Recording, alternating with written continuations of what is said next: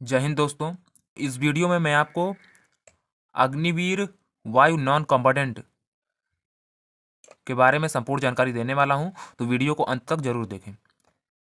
अग्निवीर वायु non combatant का form भरने की अंतिम तिथि 23 फरवरी 2026 है। 6 फरवरी से इसके फॉर्म भरे जा रहे हैं। एज लिमिट क्या है इसमें?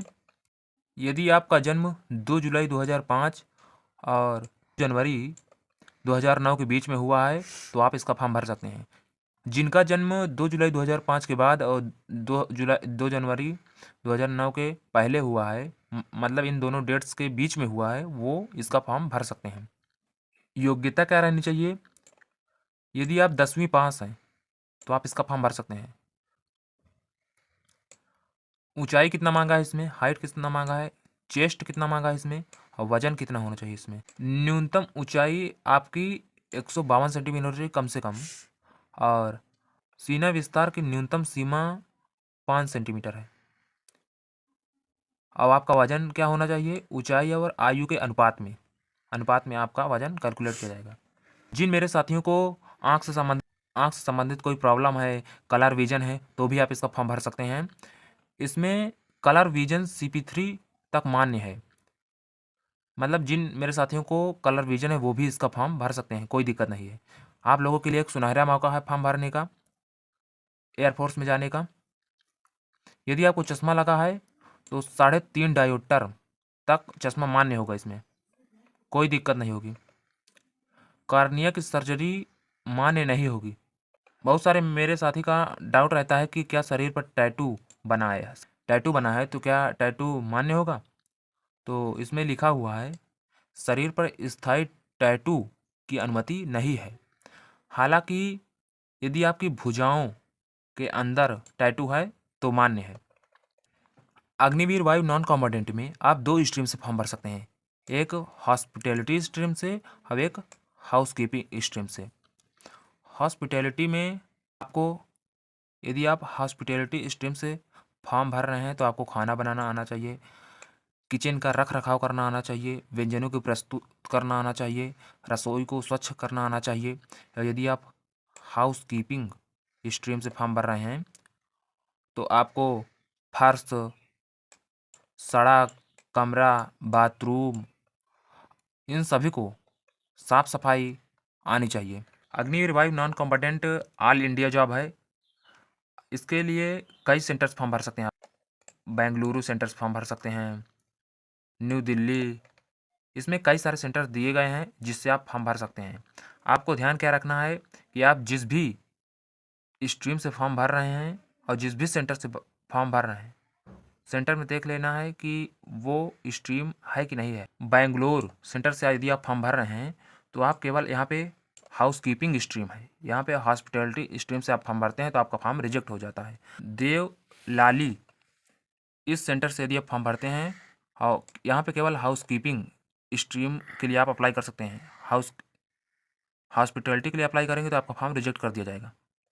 नॉन कॉम्बेटेंट के फॉर्म में आप जो फोटो लगाएंगे उससे संबंधित कुछ निर्देश है।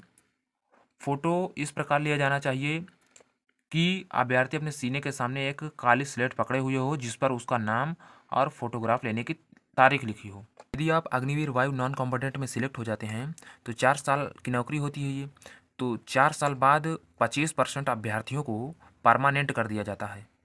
तो साथियों, इसमें अवकाश क्या मिलता है कि नहीं मिलता है इस भर्ती में? तो इस भर्ती में पूरे साल में 30 दिन आपको अवकाश मिलता है। यदि आप बीमार हैं तो बीमारी के लिए भी अवकाश मिलता है। अग्निवीर वायु नॉन कॉम्बेटेंट में यदि आप सिलेक्ट हो जाते हैं तो पहले साल आपको 30,000 रुपये वेतन मिलती है, हाथ में 21,000 वेतन मिलती है, 9,000 आपके कट जाते हैं। दूसरे साल 33,000 सैलरी मिलती है और हाथ में कितनी सैलरी मिलती है? हाथ में 23,000 सैलरी मिलती है। 9,900 आपके हर महीने करते हैं दूसरे साल। तीसरे साल 36,500 रुपये आपको मिलेंगे, 25,550 आपके हाथ में मिलेंगे, 10,950 रुपये आपके कट जाते हैं। 40,000 रुपये चौथे साल आपको सैलरी मिलती है और 28,000 आपको इन हैंड सैलरी मिलती है, 12,000 आपके कट जाते हैं। 4 साल की नौकरी पूरी कर लेंगे, आप सेवा निवृत्त हो रहे होंगे, रिटायरमेंट के समय आपको 10 लाख रुपए का पैकेज मिलता है। इस भर्ती में सिलेक्शन प्रोसेस क्या होता है देखिए।